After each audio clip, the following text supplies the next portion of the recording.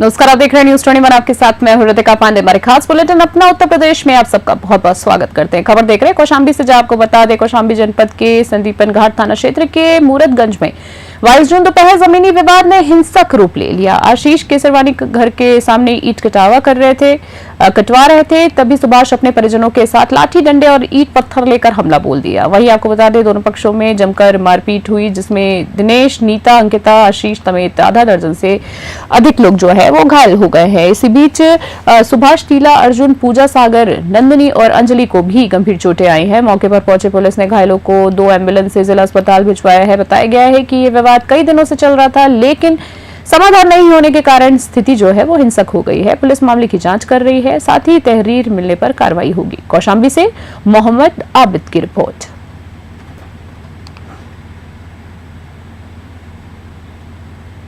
बस्ती से खबर देख रहे हैं, जहां आजाद समाज पार्टी के राष्ट्रीय अध्यक्ष और सांसद चंद्रशेखर आजाद रविवार को बस्ती पहुंचे हैं और प्रबुद्ध जन सम्मेलन में भाग लिया है। साथ ही ऑडिटोरियम में उमड़ी भीड़ देख और उत्साहित नजर आए हैं। साथ ही मीडिया से बात करते हुए उन्होंने कहा है कि 2027 में आजाद समाज पार्टी सबसे बड़ी ताकत बनकर उभरेगी। वहीं पढ़े लिखे नौजवानों को रोजगार, शिक्षा, मित्रों का संयोजन और साथ ही समायोजन और सरकारी स्कूलों की बदहाली जैसे मुद्दों पर सरकार को घेरा है। साथ ही 69,000 शिक्षक भर्ती घोटाले का भी जिक्र किया है। इसी बीच आपको बता दें, जातिगत जनगणना की मांग दोहराते हुए कहा है कि सच्चाई सामने आनी चाहिए, चुनाव निष्पक्ष हो सके, इसके लिए बैलेट पेपर की जरूरत बताई है। ईरान इजराइल मुद्दे पर और ब्रजभूषण मामले पर भी स्पष्ट प्रतिक्रिया दी और कहा है कि दलित, पिछड़े और मुसलमान सबसे बुरे हाल में हैं। बस्ती से दिलीप पांडे की रिपोर्ट।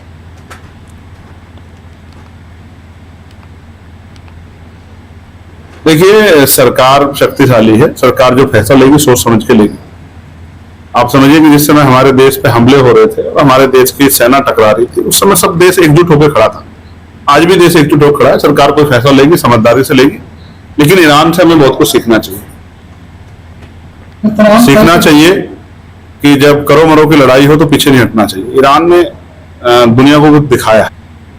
रायबरेली से खबर देख रहे हैं, जहां आपको बता दें, गुरुबख्शगंज थाना क्षेत्र के अचौरा में ग्रामीण बैंक के पास स्थित एक स्वर्ण व्यवसाय की दुकान में बीती रात बड़ी चोरी हो गई है। चोरों ने महेंद्र प्रताप यादव की दुकान का शटर तोड़कर करीबन 4 किलो चांदी, 70 ग्राम सोना और 42,600 नगद चोरी कर लिया है। कुल चोरी की कीमत जो है लगभग 12 लाख रुपए के बताई जा रही है। सुबह 6 बजे सूचना मिलने पर जब पीड़ित दुकानदार पहुंचे तो शटर टूटा मिला है। पीड़ित ने तत्काल अचौरा चौकी में शिकायत की है। वहीं चौकी प्रभारी ने बताया है कि तहरीर मिल गई है और जांच शुरू कर दी गई है। इस घटना ने पुलिस की रात्रि गश्त व्यवस्था पर गंभीर सवाल खड़े कर दिए हैं। रायबरेली से पंकज कुमार यादव की रिपोर्ट।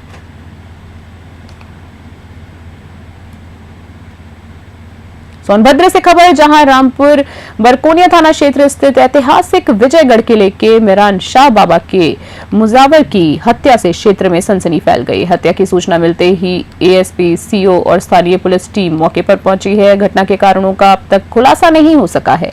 हत्या की खबर फैलते ही भारी संख्या में स्थानीय लोग मौके पर जुट गए। इसी बीच पुलिस ने शव को कब्जे में लेकर जांच शुरू कर दी और हर पहलू में मामलों की जो पड़ताल है हर पहलू से की जा रही है। मीरान शाह बाबा की दरगाह पर श्रद्धालुओं की आस्था जुड़ी हुई है और इसी कारण वारदात से इलाके में दहशत और आक्रोश का माहौल है। सोनभद्र से संतोष ताहानी की रिपोर्ट।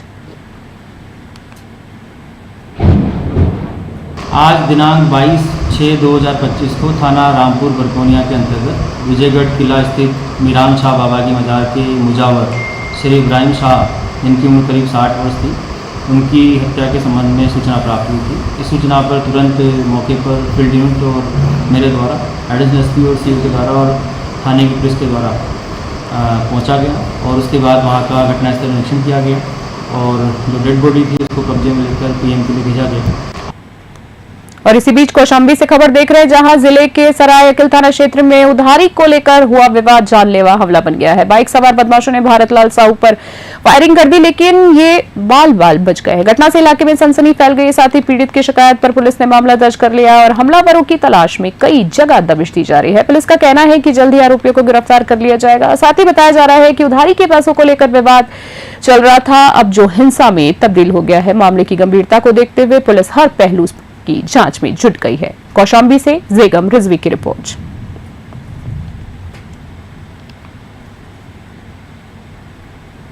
खबर देख रहे हैं गोंडा से, जहां गोंडा नगर पालिका क्षेत्र के वार्ड नंबर 11 पूर्व में 13 मोहल्ला झमामबाड़ा में सफाई व्यवस्था बदहाल हो गई है। टूटी पुलिया से सरिये निकलकर खतरा बन गए हैं। वहीं नाले की चौड़ाई घटकर जल जमाव की वजह से बन गई है, जल जमाव बन चुकी है। हालांकि बारिश में गलियों में घुटनों तक पानी भर जाता है। लोगों ने वार्ड सभासद आजम अली और लापरवाही का आरोप लगाया है। वहीं सभासद का कहना है कि शिकायतें कई बार नगरपालिका अध्यक्ष तक पहुंचाई गई है, लेकिन सुनवाई नहीं हुई है। नाला 2 प्रशासनिक क्षेत्रों में बटा है, एक हिस्सा नगरपालिका तो दूसरा ग्राम पंचायत में आता है। वहीं दोनों जगह से समाधान नहीं मिल रहा है। जनता ने नारा दिया है, विकास नहीं तो वोट नहीं। गोंडा से राहुल वर्मा की रिपोर्ट। सड़क बन जाए, पुल बन जाए, पानी का समस्या खत्म हो, और जब तक खत्म नहीं होगा विकास कोई अलग से नहीं हो रहा है। गरीबे यही में तड़प के मर जाते हैं, कोई चीज पाते नहीं है। हर गरीब यही मरते हैं, राल बेवा भी यही मर रही है, मगर यही कमर कमर भर पानी भर जाता है सड़क पर, कोई पूछने वाला नहीं है। तो भैया हमारी इस तरह है कि ये पुल टूटा हुआ है, ये कई दिन से हादसा हो रहा है, इस पे पानी का निकासी नहीं है, गंदगी ज़्यादा है। जब तक हमारा जो है ये काम नहीं होगा तब तक वोट नहीं होगा। मतलब कुल मिला के जब तक आप विकास नहीं करेंगे तो वोट बिल्कुल नहीं। तो वोट नहीं करेंगे। किन मुद्दों को लेके आपने चुना था? यहाँ के सभासद को, यहाँ के चेयरमैन को, चाहे सभासद को, चेयरमैन को इसलिए चुना था कि भाई यहाँ साफ सफाई हो जी, लोगों का विकास हो। कुछ योजनाएं आ रही हैं तो वो योजनाएं तो लोगों तक पहुँचनी चाहिए। वो योजनाएं भी जो हम लोग को नहीं मिल रही है। उजमा राशि जो है चेयरमैन यहाँ नगर पालिका की एक दिन भी यहाँ नहीं आई है किसी को देखने की। बस्ती से खबर देख रहे हैं, जहां शास्त्री चौक जिलाधिकारी कार्यालय के निकट सैनिक आशीष शुक्ला का आमरण अनशन आज छठे दिन भी जारी है। वे जिले में बिगड़ी कानून व्यवस्था, भ्रष्टाचार और जिम्मेदारों पर कई कार्रवाई की मांग को लेकर आमरण अनशन पर बैठे हैं। साथ ही आपको बता दें, समाजसेवी संगठनों, युवाओं और जनप्रतिनिधियों का उन्हें लगातार समर्थन मिल रहा है। वहीं आशीष शुक्ला के स्वास्थ्य में गिरावट आ रही है, डॉक्टर्स ने चिंता जताई है। उन्होंने साफ कहा है कि मांगे पूरी होने तक अनशन समाप्त नहीं होगा। आश्चर्य की बात यह है कि भाजपा के 18 वर्षों से जुड़े रहने के बावजूद अब तक पार्टी का कोई प्रतिनिधि समर्थन में नहीं पहुंचा है। वहीं सत्ता पक्ष की चुप्पी और जिम्मेदारों की दूरी इस आंदोलन को और भी चर्चा में ला रही है। बस्ती से दिलीप पांडे की खास रिपोर्ट देख रहे थे।